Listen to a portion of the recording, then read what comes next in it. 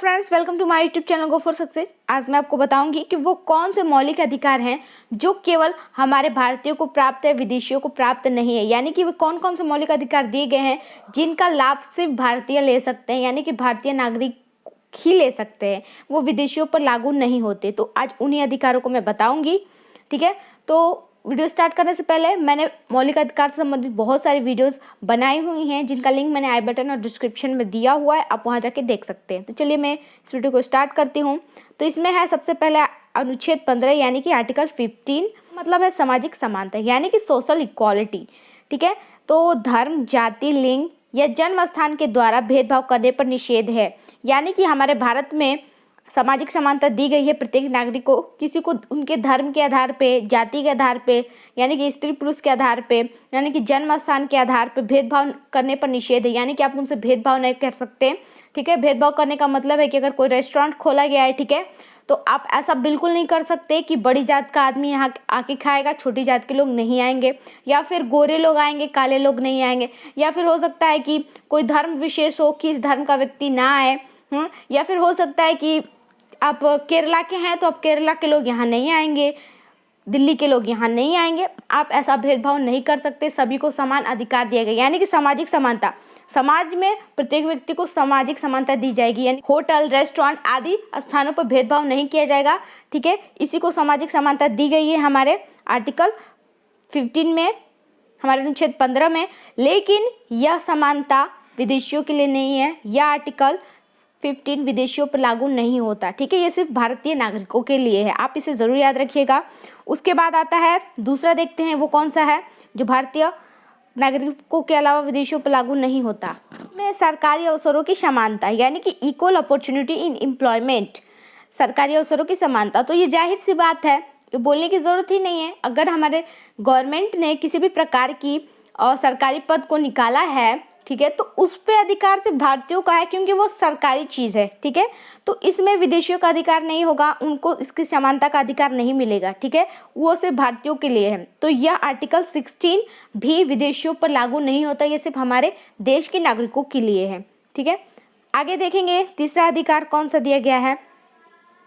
तो यह है आर्टिकल 19 यानी स्वतंत्रता के अधिकार के अंतर्गत आता है।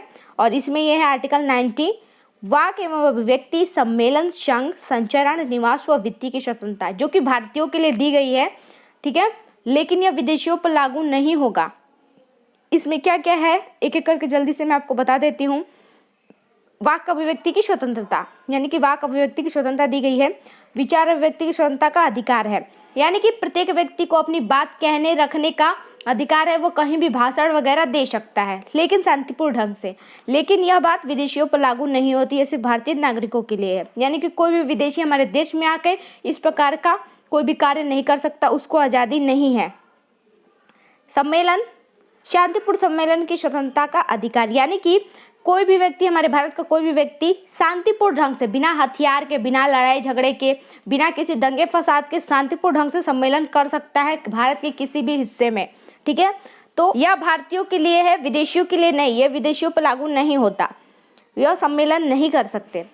तीसरा है संघ, संघ निर्माण की स्वतंत्रता का अधिकार, यानी कि भारत का कोई भी व्यक्ति संघ बना सकता है किसी भी तरह का, लेकिन विदेशी नहीं बना सकता। ठीक है, इसके बाद चौथा, इसी के अंतर्गत आर्टिकल 19 के अंतर्गत ये सारे आ रहे हैं। संचरण, यानी कि भारत के किसी भी राज्य में भ्रमण करने की स्वतंत्रता का अधिकार, यानी कि विदेशी को ऐसा नहीं है कि आप भारत के किसी भी राज्य में घूम सकते हैं, आपको उसके लिए परमिशन लेनी पड़ेगी। आप आज़ाद नहीं, आप स्वतंत्र नहीं है, आपको उसके लिए परमिशन लेनी पड़ेगी। लेकिन भारत का कोई भी नागरिक भारत के किसी भी हिस्से में घूमने के लिए स्वतंत्र है, उस पर कोई भी रोक नहीं लगा सकता। ठीक है, इसके बाद है पांचवा है निवास, भारत के किसी राज्य में निवास करने की स्वतंत्रता का अधिकार, यानी कि भारत का व्यक्ति भारत के किसी भी हिस्से में, किसी भी राज्य में निवास कर सकता है, उसको रोका नहीं जा सकता। लेकिन विदेशी के लिए ऐसा नहीं है, किसी भी अन्य विदेशियों को इसका अधिकार नहीं मिलेगा। उसके बाद है छठा है वृत्ति, व्यवसाय करने की स्वतंत्रता का अधिकार, यानी कि भारत का कोई भी व्यक्ति भारत के किसी भी राज्य में, किसी भी स्थान पर कोई किसी भी प्रकार का व्यवसाय कर सकता है, उसे रोका नहीं जा सकता। यानी कि उसको जो मर्जी आप वो उस प्रकार का व्यवसाय कर सके, लेकिन इनलीगल नहीं। ठीक है, तो इसका अधिकार भारतीयों को दिया गया, लेकिन यह विदेशी को नहीं है। विदेशी हमारे देश में आके व्यवसाय नहीं कर सकता, उसके लिए उसको परमिशन लेनी पड़ेगी। अपनी मर्जी से वो कार्य नहीं कर सकता। इसके बाद है आर्टिकल 29 यानी कि अनुच्छेद 29। या इसमें क्या दिया गया है, अल्पसंख्यक वर्ग को अपनी भाषा, लिपि और संस्कृति को बनाए रखने का अधिकार होगा।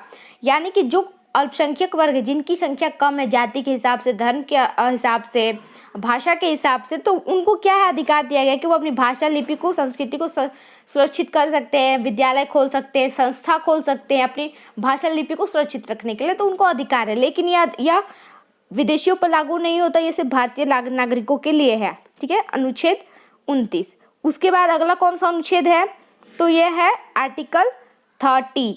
ठीक है, अनुच्छेद 30। इसमें क्या कहा गया है, राज्य अनुदान देते समय कोई भेदभाव नहीं करेगा।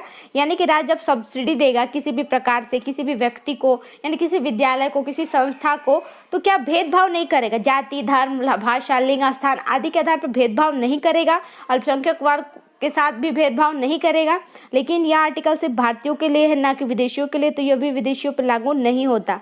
ठीक है, तो मैंने आपको सारे आर्टिकल बता दिए जो सिर्फ भारतीयों के लिए है, ना कि विदेशियों के लिए। ठीक है, आई होप आपको ये समझ आ गया होगा। और मैंने मौलिक अधिकार और स्वतंत्रता से संबंधित बहुत सारी वीडियोस बनाई हुई हैं। ठीक है, आप उसे ज़रूर देख लीजिएगा। अगर आपको ये वीडियो अच्छी लगी हो तो प्लीज़ इस वीडियो को लाइक ज़रूर कीजिएगा और मुझे कमेंट करके बताइएगा कि ये वीडियो कैसी थी।